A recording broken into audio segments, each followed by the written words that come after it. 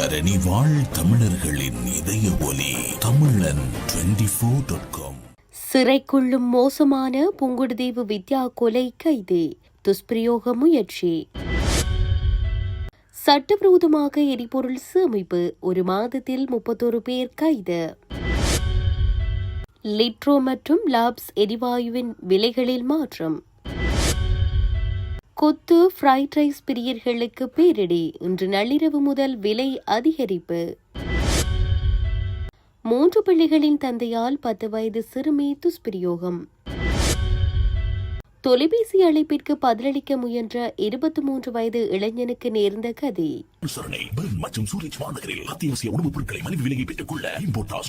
தொடர்பென விரிவான செய்திகள்.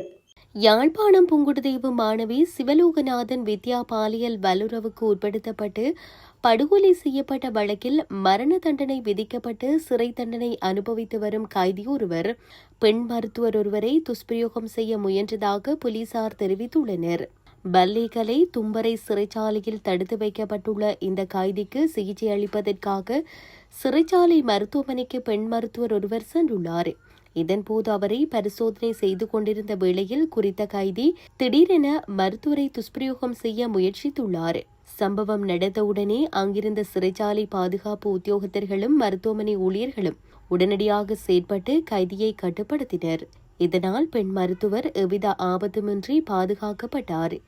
இச்சம்பவம் தொடர்பில் பல்லேகலை போலீசார் மேலதிக விசாரணைகளை முன்னெடுத்து வருகின்றனர். வித்யா கொலை வழக்கில் குரூப் ரேப் குற்றச்சாட்டில் தண்டனை பெற்ற முக்கிய குற்றவாளிகளில் ஒருவரே இவ்வாறு அநாகரிகமாக நடந்து கொண்டதாக தகவல்கள் தெரிவிக்கின்றன. கடந்த 1 மாத காலமாக நாடளாவிய ரீதியில் முன்னெடுக்கப்பட்ட விசேட சோதனை நடவடிக்கைகளின் போது சட்டவிரோதமான முறையில் எரிபொருளை சேமித்து வைத்திருந்த 31 பேர் கைது செய்யப்பட்டுள்ளதாக காவல்துறை தெரிவித்துள்ளது. காவல்துறை ஊடக பேச்சாளர் உதவி போலீஸ் அத்தியட்சகர் FU வுட்லர் இதுகுறித்து தெரிவிக்கையில், கடந்த மார்ச் மாதம் 3ஆம் தேதி முதல் நேற்று வரையான காலப்பகுதியில் இந்த சோதனைகள் நடத்தப்பட்டதாக குறிப்பிட்டார். இந்த முற்றுகைகளின் போது மொத்தம் 52,000 லிட்டருக்கும் அதிகமான எரிபொருள் காவல்துறையினரால் பொறுப்பேற்கப்பட்டுள்ளது. அதன்படி டீசல் 47,006 லிட்டர், பெட்ரோல் 2,668 லிட்டர், மண்ணெண்ணெய் 2,706 லிட்டர் கைப்பற்றப்பட்டுள்ளன. உலகளாவிய எரிசக்தி நெருக்கடிக்கு மத்தியில் எரிபொருளை சட்டவிரோதமாக பதுக்கி வைத்து பொதுமக்களுக்கு இடையூறு விளைவிப்பவர்களை கண்டறியும் நோக்கில் காவல்துறை மா அதிபரின் பணிப்புரைக்கு அமைவாக இந்த சோதனைகள் முன்னெடுக்கப்பட்டன. கைது செய்யப்பட்ட சந்தேக நபர்களுக்கு எதிராக சட்ட நடவடிக்கை எடுக்கப்பட்டுள்ளதாக காவல்துறை ஊடக பேச்சாளர் மேலும் தெரிவித்தார்.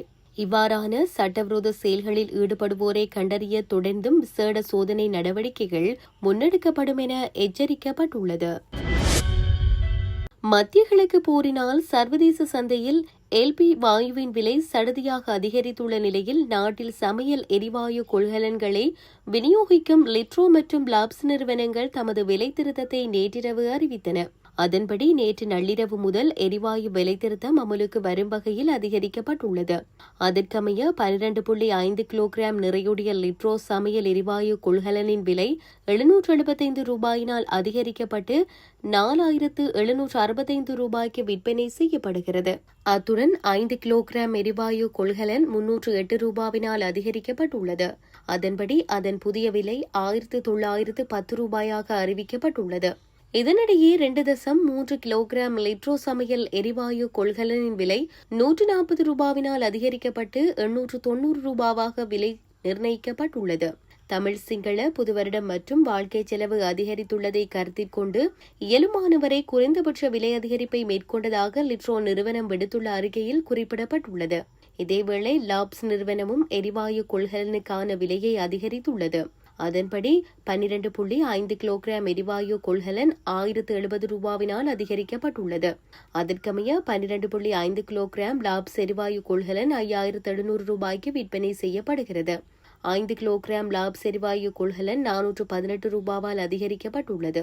அதற்கமைய 5 கிலோகிராம் லாப்ஸ் எரிவாயு கொள்கலன் 2,180 ரூபாய்க்கு விற்பனை செய்யப்படுகிறது. நாட்டில் சமையல் எரிவாயுவின் விலை அதிகரிப்பினால் இன்று நள்ளிரவு முதல் கொத்து, ஃப்ரைட் ரைஸ் உணவுப் பொருட்களின் விலை அதிகரிக்கப்படும் நிலையில் சிற்றுண்டிகளின் விலை 10 ரூபாவினால் குறைக்கப்பட்டுள்ளது. அதன்படி கொத்து, ஃப்ரைட் ரைஸ் ஆகியவற்றின் விலை 20 ரூபாவினால் அதிகரிக்கப்பட்டுள்ளது. இதேவேளை சிற்றுண்டிகளின் விலை 10 ரூபாவினால் குறைக்கப்பட்டுள்ளதாக அகில இலங்கை சிற்றுண்டிச்சாலை மற்றும் உணவக உரிமையாளர்கள் சங்கம் தெரிவித்துள்ளது.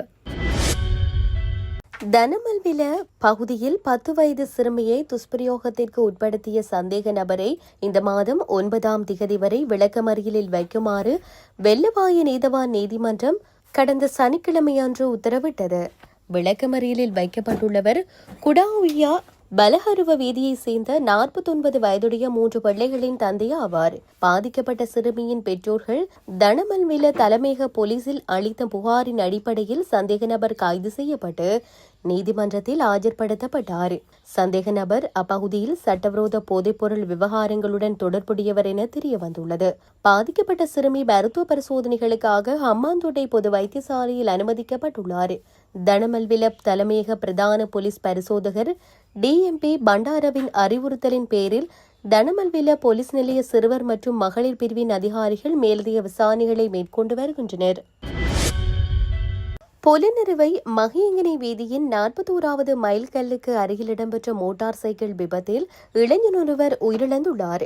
மோட்டார் சைக்கிள் ஓட்டுநரின் கட்டுப்பாட்டை இழந்து வீதியை விட்டு விலகி மரம் ஒன்றில் மோதியதாலேயே இந்த விபத்து ஏற்பட்டுள்ளது. விபத்தில் படுகாயமடைந்த குறித்த இளைஞர் தெஹியத்தகண்டிய வைத்தியசாலையில் அனுமதிக்கப்பட்டதன் பின்னர் உயிரிழந்துள்ளதாக போலீசார் தெரிவித்தனர். மோட்டார் சைக்கிளில் ஓட்டுநருடன் மற்றொரு நபரும் பயணித்துள்ளதுடன் இந்த விபத்தில் அவருக்கு எவ்வித காயங்களும் ஏற்படவில்லை என தெரிவிக்கப்படுகிறது. குறித்த இளைஞர் மோட்டார் சைக்கிளில் பயணித்துக் கொண்டிருந்த போது வந்த தொலைபேசி அழைப்பிற்கு பதிலளிப்பதற்காக கையடக்க தொலைபேசியை எடுக்க முற்பட்ட போதே மோட்டார் சைக்கிள் கட்டுப்பாட்டை இழந்து வீதியை விட்டு விலகி மரத்தில் மோதியுள்ளதாக தெரிவிக்கப்படுகிறது. இவ்வாறு உயிரிழந்தவர் பல்லேகம ஸ்ரீபுர பகுதியைச் சேர்ந்த விஹங்க பாலித ஜெயத்லக் என்ற 23 வயதுடைய இளைஞர் ஆவார். சம்பவம் தொடர்பில் தெஹியத்தகண்டிய போலீசார் மேலதிக விசாரணைகளை மேற்கொண்டு வருகின்றனர். வெளிநாட்டு பெண் ஒருவர் கூர்மையான ஆயுதத்தால் தாக்கப்பட்டு கொலை செய்யப்பட்ட சம்பவம் தொடர்பில் சீன பிரஜை ஒருவர் கைது செய்யப்பட்டுள்ளார். கொகுவலை களுபோவில பகுதியில் வீடொன்றின் அறைக்குள் பெண் கொல்லப்பட்ட நிலையில் மீட்கப்பட்டிருந்தார். இந்த நிலையில் கொல்லப்பட்டி ஸ்ரீமத் அனகாரிக தர்மபால மாவட்டத்தில் அமைந்துள்ள ஹோட்டல் ஒன்றில் வைத்து இந்த சந்தேக நபர் கைது செய்யப்பட்டுள்ளார். அவரிடமிருந்து 3 கேமராக்கள் மற்றும் 2 கிராம் 280 மில்லிகிராம் ஐஸ் போதைப் பொருள் என்பன கைப்பற்றப்பட்டுள்ளன. கைது செய்யப்பட்ட சீன பிரஜை 26 வயதுடையவர் என தெரிவிக்கப்பட்டுள்ளது. சந்தேக நபர் இன்று நுகேகொட நீதவான் நீதிமன்றத்தில் முன்னிலைப்படுத்தப்பட உள்ளதுடன் கொகுவலை போலீசார் மேலதிக விசாரணைகளை முன்னெடுத்து வருகின்றனர்.